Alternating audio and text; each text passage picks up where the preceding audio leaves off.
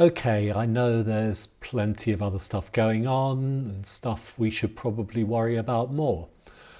Riots in a town, hopefully not too near you, and I'll controversially say, as none of them would like to watch this, that I'd say they were planning to put the wrong people on those planes to Rwanda.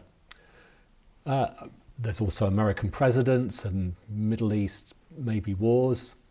But the big economic and investment news was our first fall in interest rates for quite a while.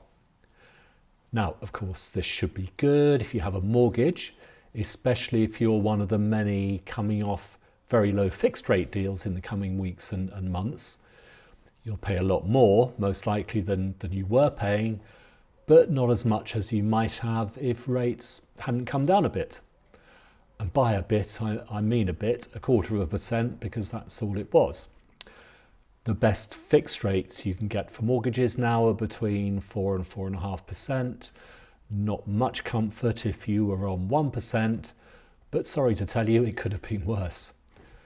If you have savings as well, or instead of debts, you can fairly easily get 3%, 4%, or a bit more if you shop around. The overall return on premium bonds, which, as you know, we like a lot and they're tax-free, is still 4.4%. But how about your stocks and shares investments? What difference do interest rates make to them, apart from making the alternative of leaving it all in the bank or the building society a little less attractive? Well, here's what you might call the top line theory. Most, certainly of our clients, have a mix of shares and bonds, bonds being loans to the government and to companies big and small. So bonds, first of all, now they pay a fixed rate of interest for a period of years, can be 5, can be 10, sometimes more, sometimes a bit less. So if you have one of these bonds which is currently paying, let's say, 5%, the amount you can get elsewhere goes down to, say, 3%, your bond is going to be worth more. Someone's going to pay you more to get more than they can in the bank. The same can happen in reverse, as Liz Truss proved a couple of years ago. So when rates go down, it should be good for the bond part of your investment portfolio. It should also be good for shares, as generally when interest rates go down, the dividends shares pay look more attractive and more people buy shares.